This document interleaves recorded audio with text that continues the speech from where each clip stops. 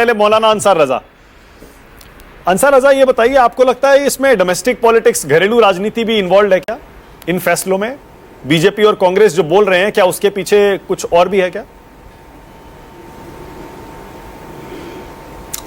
मानक जी, मैंने आपके 3 मेहमानों को सुना। सबसे पहले तो हम आज आपको मुबारकबाद दे रहे हैं कि आपने जो आज कपड़े पहन रखे हैं, इससे लग रहा है कि ईरान जीत गया, नंबर 1। नंबर 2, हमारे काले कपड़ों से ईरान कैसे जीत गया भाई? कमाल कर रहे हैं आप, क्या हो गया? मैंने भी काले पहने नीचे। हमने जब ऑपरेशन सिंदूर किया तो तुर्की ने पाकिस्तान का साथ दिया, तो हमने तुर्की का बाइकाट किया। और बाइकाट करना चाहिए था। लेकिन अमेरिका ने कहा आई लव यू पाकिस्तान, और उसको बुला करके वो वहां के गोश्तखोर को, जिसका नाम मुनीर है, उस गोश्तखोर को अपनी टेबल पे बिठा के बिरयानी खिला रहे हैं। तो बताओ, हम अमेरिका का बाइकाट करना चाहिए कि नहीं करना चाहिए?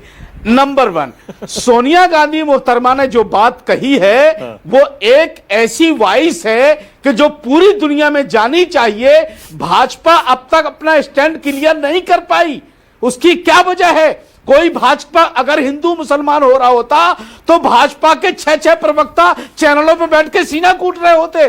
और आज विदेश पॉलिसी पर कोई भाजपा का प्रवक्ता नहीं आ रहा। वाजपेयी जैसे सीधे साधे आदमी को लाके खड़ा कर दिया कि वाजपेयी साहब आप जाकर के लड़िए, चूंकि आप अलायंस से हमारे, अब आपको तो बचाना ही पड़ेगा बीजेपी को। अरे बीजेपी को यही लोग बचाए हुए हैं, वरना अब तक बीजेपी का कुछ बचा नहीं है, ये अलायंस ही बचाए हुए हैं। अब जहां तक सवाल है ईरान का, देखिए, ईरान हार मानने वाला नहीं है। जाने जो दोनों तरफ जा रही हैं वो गलत जा रही हैं। दुख सबको होना चाहिए, चाहे यहां के मारे जाएं या वहां के मारे जाएं। लेकिन उस आदमी ने, जिसका नाम सैयद खुमैनी नहीं है, कल से परसों से सारे चैनल वाले खुमैनी कर रहे हैं। खुमैनी साहब नहीं है, वो खामिनेई है।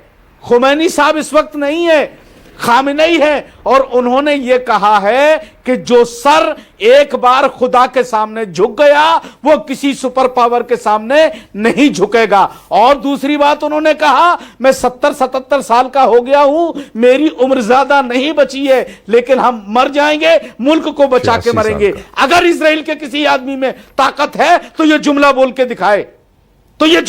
दिखाए, नहीं है। चूंकि उन्होंने एक सबक लिया हुआ है 1450 साल पहले से कि हम जुल्म के खिलाफ लड़ेंगे तो लड़ेंगे, चाहे कट जाएं मर जाएं, और वो तैयार हैं। उन्होंने कई लीडर अपने शहीद कर दिए, लेकिन जुल्म के खिलाफ आवाज बंद नहीं की उन्होंने। तो भारत सरकार को चाहिए कि बाहर निकल के समझौता कराने की कोशिश करे। मोदी जी के अंदर ताकत है, वो समझौता करा सकते हैं। वो बाहर आए और एक स्टेटमेंट जारी करें कि हम दोनों लोगों से गुजारिश करते हैं, जंग बंद कर दीजिए। अब आप भी एक सवाल का जवाब दीजिए। ईरान तो एक शिया देश है ना, वहां तो शिया मुसलमान रहते हैं, ठीक है? क्योंकि आप तो इन मामलों के जानकार भी हैं, इसलिए आपसे पूछ रहा हूं।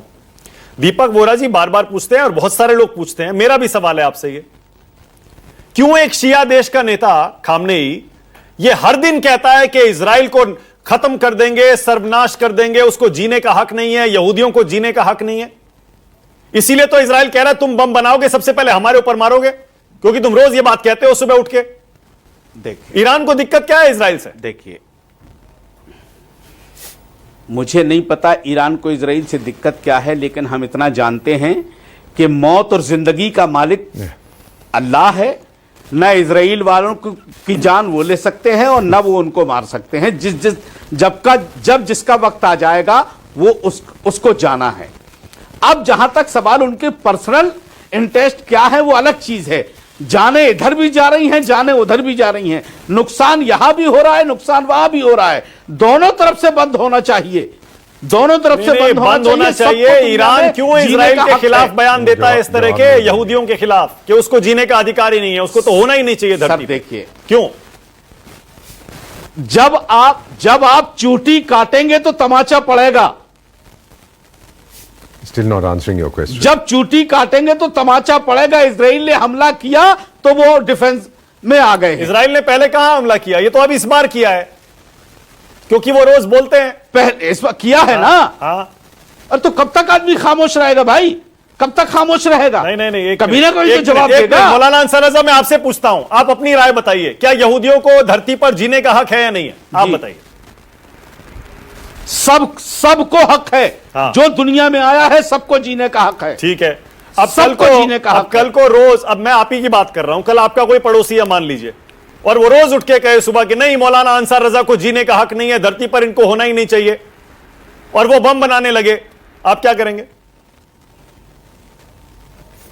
बनाए, जब जरूरत पड़ेगी इस्तेमाल कर ले।